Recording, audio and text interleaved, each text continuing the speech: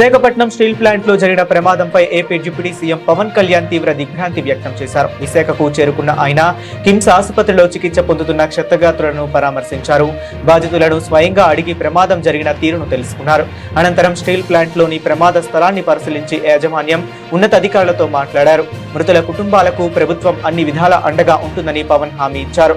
ప్రమాదంలో మరణించిన రెగ్యులర్ ఉద్యోగుల కుటుంబాలకు 1.72 కోట్లు, ఒప్పంద కార్మికుల కుటుంబాలకు 45.75 లక్షల చొప్పున ఆర్థిక సాయాన్ని అందించనున్నట్లు తెలిపారు.